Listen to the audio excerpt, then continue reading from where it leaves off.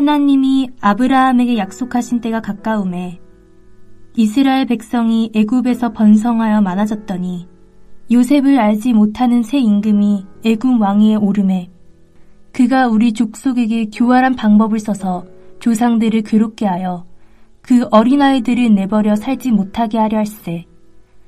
그때에 모세가 났는데 하나님 보시기에 아름다운지라. 그의 아버지의 집에서 3달 동안 길리더니 버려진 후에 바로의 딸이 그를 데려다가 자기 아들로 기르매 모세가 애굽 사람의 모든 지혜를 배워 그의 말과 하는 일들이 능하더라.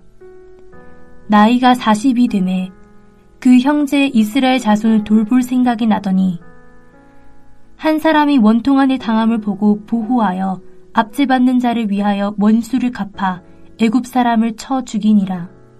그는 그의 형제들이 하나님께서 자기의 손을 통하여 구원해 주시는 것을 깨달으리라고 생각하였으나 그들이 깨닫지 못하였더라.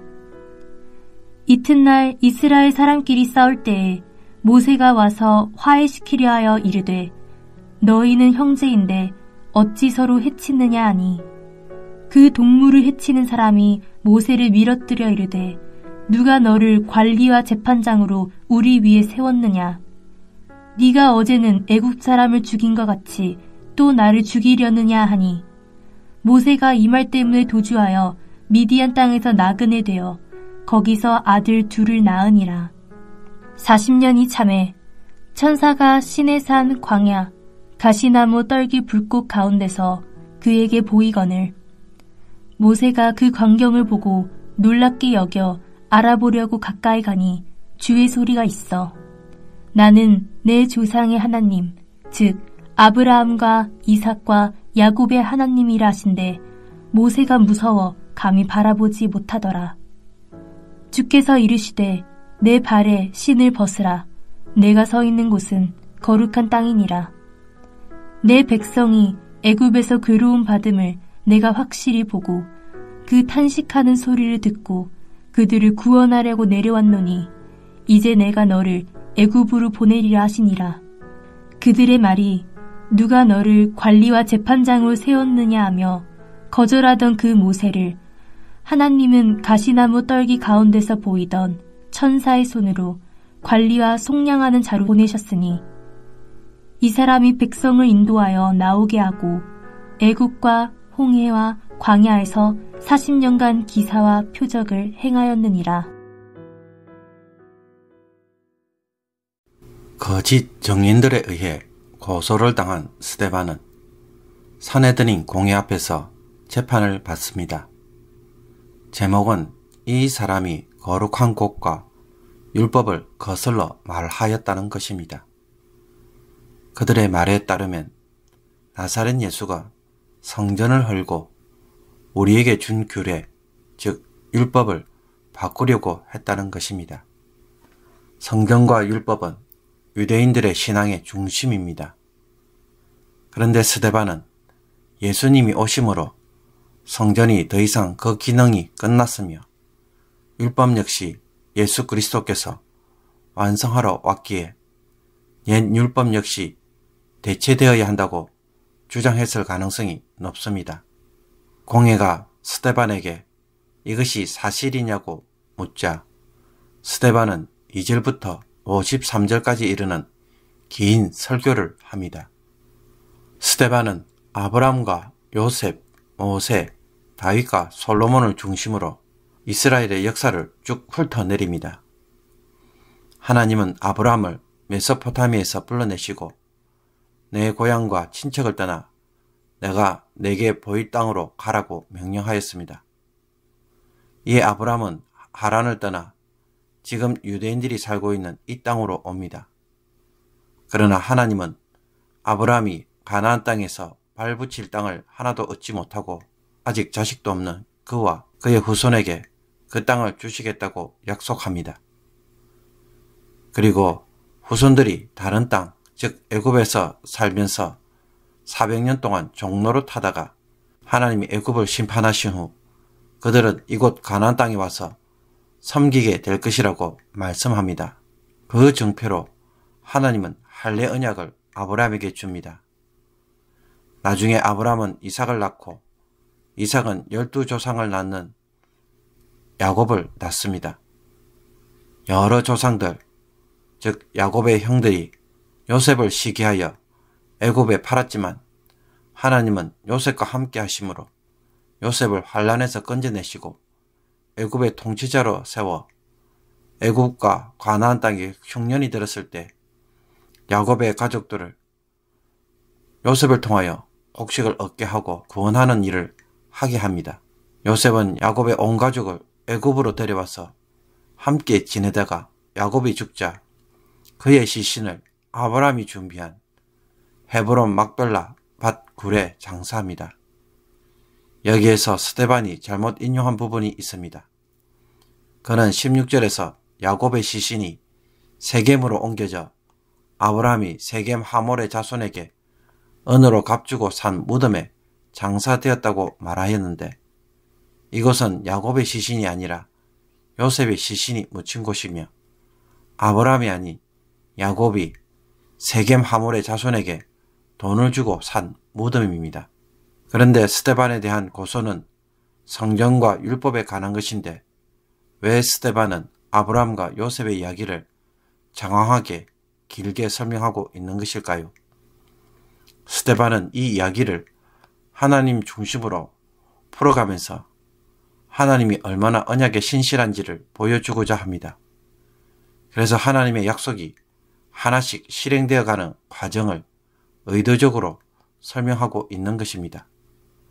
그 결과 오늘 본문에서는 이런 언약에 신실하신 하나님이 아브라함에게 하신 약속을 모세의 생애를 통해 어떻게 이루셨는지를 다시 한번 보여주고 있습니다. 하나님이 아브라함에게 약속하신 때가 가까움에 스데반은 모세의 생애를 40년 단위로 나누어서 설명합니다. 이스라엘 백성이 야곱에서 번성하여 많아지고 요셉을 알지 못하는 왕이 이스라엘 백성들을 괴롭히자 하나님은 이스라엘을 구원하고 인도할 사람 모세를 준비합니다. 모세의 나이 40세가 되었을 때 어느 날 이스라엘 사람이 원통한 일을 당하는 것을 보고 보호하고자 애굽 사람을 쳐 죽입니다. 모세는 하나님께서 자신의 손을 통해 구원해 주시는 것을 이스라엘 사람들이 깨달을 것이라고 여겼지만 그들은 전혀 깨닫지 못하고 이스라엘 사람들 사이에서 중재하는 모세를 두고는 비난하며 대적합니다. 이에 모세는 미디안 땅으로 도주하여 그곳에서 아들 둘을 낳고 지냅니다. 모세가 미디안 땅에서 두 번째 40년을 보낼 때 모세는 시내산 광야에서 가시나무 들기 불꽃 가운데 임재하시는 하나님을 만나게 됩니다. 하나님은 애굽에서 부르짖는 이스라엘 백성들의 탄식 소리를 듣고 그들을 구원하기 위해 모세를 애굽으로 보내겠다고 말씀합니다. 하나님은 이스라엘이 거절한 모세를 이스라엘을 다스리며 속령할 자로 보내셔서 이스라엘 백성들을 인도하여 애굽에서 나오게 하며 홍해와 광야에서 40년 동안 기사와 표적을 행하게 하였다고 스데반은 모세의 이야기를 들려줍니다. 그러므로 스데반은 아브라함과 요셉의 이야기에 이어 모세의 이야기에서도 동일하게 하나님이 아브라함과 맺은 언약을 얼마나 신실하게 이루어가고 계시는지를 계속 강조합니다. 언약하신 대로 약속하던 때가 가까워지자 자기 백성을 돕기 위해 모세를 준비하시고 그를 구원자로 세우신 것입니다. 그러면서 35절을 통해 강조하는 것이 무엇입니까? 그들의 말이 누가 너를 관리와 재판장으로 세우느냐 하며 거절하던 그 모세를 하나님은 가시나무 들기 가운데서 보이던 천사의 손으로 관리와 속량하는 자로서 보내셨으니 하나님은 모세를 이스라엘을 구원할 자로 태어나게 하셨고 준비하셨으며 왕자의 신분과 애굽의 영광을 기꺼이 버리고 동족의 고통에 참여하며 도와주었지만 모세는 도리어 동족들로부터 비난과 배척을 당함으로 미디안으로 도망갈 수밖에 없었습니다. 애굽으로부터 압제를 받으면서도 이스라엘은 하나님이 아브라함에게 주신 언약에 민감하지 못했고 준비하신 구원자도 알아보지 못한 것입니다. 이것은 무엇과도 같습니까? 지금 유대인들이 예수님에게 대하는 모습과 동일합니다. 하나님이 예수님을 이스라엘을 구원할 자로 보내었지만 그들은 예수님을 도리어 십자가에 못 박고 거절함으로써 그들의 조상들의 죄를 똑같이 반복하고 있다는 것입니다. 소위 이스라엘의 역사는 하나님의 언약적 신실함에 대하여 이스라엘이 반역을 끝없이 반복하는 역사라는 것입니다. 그런데도 하나님은 모세를 나중에 이스라엘을 다스리고 구원할 자로 보내시고 출애굽하게 하시며 광야에서 놀라운 일을 행하게 하시는 것을 보여주고 있습니다. 스데반 역시 유대인들이 거절한 이 예수님을 하나님은 지금 구원자로 세우셔서 누구든지 주의 이름을 부르면 구원을 받게 하신다는 것입니다. 스데반은 지금 이 이야기를 하고 싶어서 이스라엘 역사를 다시 한번 들려주고 있는 것입니다. 그러므로 오늘 말씀을 통해 나에게 들려주시는 세미한 음성은 무엇입니까? 스데반 집사가 들려주는 설교에서 성령님께서 도전하시는 것은 무엇입니까? 하나님은 우리와 맺은 언약은 한 번도 잊어버리신 적이 없었습니다. 하나님은 이 언약을 성취하기 위해 항상 신실하셨고 반드시 이루셨습니다. 이런 하나님의 신실하심 때문에 우리가 구원을 받을 수 있는 것입니다. 구원자를 거절한 이스라엘이지만 하나님은 그들의 괴로움을 보시고 신음소리를 들으시며 다시 은혜를 베풀어 주셨습니다. 하나님의 신실하심 때문에 우리는 어떤 상황에서도 구원과 도움을 확신할 수 있는 것입니다. 지금 여러 가지 형편으로 어려워하고 있습니까? 이 어려움 때문에 지나치게 낙심하지 않기를 바랍니다. 하나님은 자기 백성을 결코 버리지 않음을 확신하고 이 가운데 순종한다면 우리 역시 하나님의 구원을 반드시 경험하게 될 것입니다.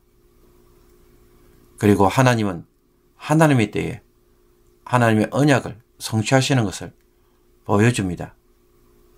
내가 원하는 때가 아니라 하나님이 생각하시는 때에 하나님의 구원이 시작되는 것을 보여줍니다. 모세에게도 이스라엘을 구원해야 할 때가 있었습니다. 그의 나이 40세가 아니라 80세가 되었을 때 하나님은 비로소 모세를 불러 이스라엘 백성들을 인도할 자로 세웁니다. 그러므로 저마다 하나님의 때가 있습니다. 이 때가 되기까지는 기도로 준비하며 인내해야 하는 것입니다. 조급한 마음을 내려놓고 때가 되면 하나님의 도움의 손길이 임할 것을 기대하고 기다릴 필요가 있습니다. 당장 내가 원하는 대로 이루어져야 한다는 조급한 마음을 말씀을 통하여 내려놓을 수 있기를 바랍니다. 그래서 하나님의 때에 하나님이 예비하신 복을 누릴 수 있는 저와 여러분이 되기를 주님의 이름으로 축복합니다. 기도드리겠습니다. 아브라함과 맺은 언약을 신실하게 지키심으로 반드시 자기 백성을 구원하시는 하나님. 이 하나님이 나의 하나님이시고 나의 아버지가 되심을 참으로 감사합니다. 하나님의 신실하심을 다시 한번 바라봅니다. 우리의 괴로움과 신음소리에 들으시고 속히 응답하여 주옵소서.